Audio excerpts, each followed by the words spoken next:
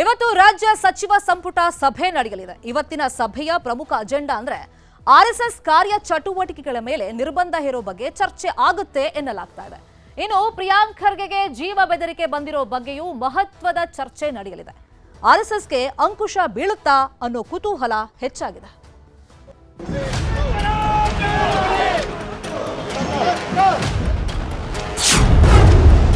Cabinet ಸಭೆಯ ಅಜೆಂಡಾದಲ್ಲಿ RSS matter.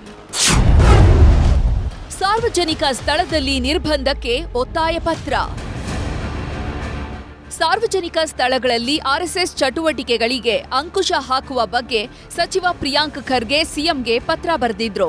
ಆ ಬಳಿಕ ಸಿಎಂ ಸಿದ್ದರಾಮಯ್ಯ ಕೂಡ ಸೂಕ್ತ ಕ್ರಮಕ್ಕೆ ಸೂಚಿಸಿ ಮುಖ್ಯ ಕಾರ್ಯದರ್ಶಿಗೆ ರವಾನೆ ಮಾಡಿದ್ರು.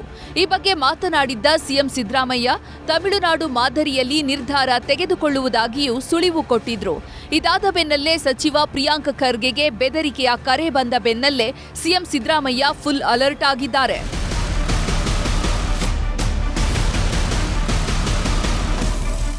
ಆರ್ಎಸ್ಎಸ್ ಬಗ್ಗೆ ಮಹತ್ವದ ನಿರ್ಧಾರ ಕೈಗೊಳ್ಳುವ ಬಗ್ಗೆ ಇಂದು ರಾಜ್ಯ ಸರ್ಕಾರದ ಸಚಿವ ಸಂಪುಟ ಸಭೆಯಲ್ಲಿ ಚರ್ಚೆ ನಡೆಯಲಿದೆ ಎನ್ನಲಾಗಿದೆ.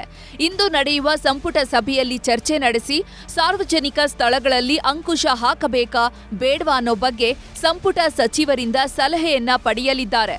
ಕೆಲವು ಸಚಿವರು ನಿರ್ಬಂಧದ ಬಗ್ಗೆ ಅಭಿಪ್ರಾಯವನ್ನ ನೀಡಿದ್ದು, ಇನ್ನೂ ಕೆಲವು ಸಚಿವರು ಅಂಕುಶದ ಬಗ್ಗೆ ಮೌನ ವಹಿಸಿದ್ದಾರೆ. ಆರ್ಎಸ್ಎಸ್ ಬಗ್ಗೆ ಇಲ್ಲಿವರೆಗೂ ಎಲ್ಲಿಯೂ ಕೂಡ ಮಾತನಾಡಿಲ್ಲ ಡಿಸಿಎಂ ಡಿಕೆ ಶಿವಕುಮಾರ್.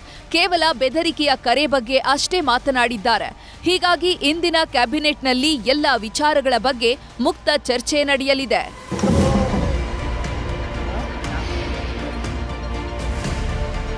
ತಮಿಳುನಾಡು ಮಾದರಿಯಲ್ಲಿ ಅಂಕುಶ ಹಾಕುವ ಬಗ್ಗೆ ಚಿಂತಿಸಿರುವ ಸರ್ಕಾರ ಅಲ್ಲಿನ ನಿಯಮಗಳ ಬಗ್ಗೆ ವರದಿಯನ್ನ ಪಡೆದು ಪರಿಶೀಲಿಸುವ ನಿರ್ಧಾರವನ್ನ ಮಾಡಲಿದೆ ಎನ್ನಲಾಗಿದೆ. ವರದಿ ಆಧಾರದ ಮೇಲೆ ಆರ್ಎಸ್ಎಸ್ ಮೇಲೆ ನಿರ್ಬಂಧ ವಿಧಿಸುವ ಬಗ್ಗೆ ಕಾನೂನು ತಜ್ಞರ ಅಭಿಪ್ರಾಯವನ್ನ ಪಡೆದು ಸೂಕ್ತ ನಿರ್ಣಯ ಮಾಡುವ ಪ್ರಸ್ತಾವನೆ ಇದೆ. ಇಂದಿನ ಸಚಿವ ಸಂಪುಟ ಸಭೆಯಲ್ಲಿ ಒಮ್ಮತದ ಸಮ್ಮತಿ ಸಿಗುತ್ತಾ ಅನ್ನುವಂತಹ ಕುತೂಹಲ ಮೂಡಿಸಿದೆ. ಆರ್ಎಸ್ಎಸ್ ನಿರ್ಬಂಧದ ಚರ್ಚೆ ಬೆನ್ನಲ್ಲೇ ಬಿಜೆಪಿ ಕೆಂಡ. ಅಂಕುಶ ನಿರ್ಧಾರ ಹೊರಬಿದ್ದರೆ ಉಗ್ರ ಹೋರಾಟ. ಆರ್ಎಸ್ಎಸ್ ಚಟುವಟಿಕೆಗಳ ಮೇಲೆ ಅಂಕುಶ ಹಾಕುವ ನಿರ್ಣಯ ತೆಗೆದುಕೊಂಡರೆ ಸಿಡಿದೇಳಲು ಬಿಜೆಪಿ ಮುಂದಾಗಿದೆ. ಕೇಸ್ ಬಿದ್ದರೂ ಪರವಾಗಿಲ್ಲ, ರಾಜ್ಯ ಸರ್ಕಾರದ ನಿರ್ಣಯಕ್ಕೆ ಸಡ್ಡು ಹೊಡೆದು ಹೋರಾಟ ನಡೆಸಲು ಬಿಜೆಪಿ ಮುಂದಾಗಿದೆ. ರಾಜ್ಯ ಸರ್ಕಾರದ ನಿರ್ಣಯದ ಮೇಲೆ ವಿಶೇಷ ಗಮನ ಹರಿಸಿರುವಂತಹ ಬಿಜೆಪಿ ನಾಯಕರು ಆ ಬಳಿಕ ಹೋರಾಟದ ರೂಪುರೇಷೆ ಸಿದ್ಧಪಡಿಸಲಿದ್ದಾರೆ. ಅಂಕುಶ ಹಾಕುವ ನಿರ್ಣಯವನ್ನೇ ಸರ್ಕಾರಕ್ಕೆ ತಿರುಮಂತ್ರ ಆಗುವ ರೀತಿಯಲ್ಲಿ ಕಾರ್ಯತಂತ್ರಕ್ಕೆ ಬಿಜೆಪಿ ನಾಯಕರು ಚಿಂತಿಸಿದ್ದಾರೆ.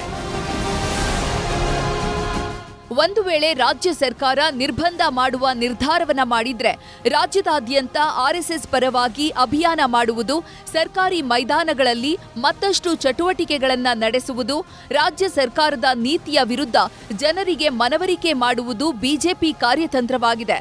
ಇನ್ನು ಪ್ರಿಯಾಂಕ್ ಖರ್ಗೆಗೆ ಬೆದರಿಕೆ ಕರೆಗಳು ಬಂದಿರುವ ಬಗ್ಗೆಯೂ ತನಿಖೆ ಮಾಡಲು ಈಗಾಗಲೇ ಸೂಚನೆಯನ್ನ ಕೊಟ್ಟಿದ್ದು, ಸಚಿವ ಸಂಪುಟ ಸಭೆಯಲ್ಲಿ ಈ ಬಗ್ಗೆಯೂ ಚರ್ಚೆ ನಡೆಯುವ ಸಾಧ್ಯತೆ ಇದೆ.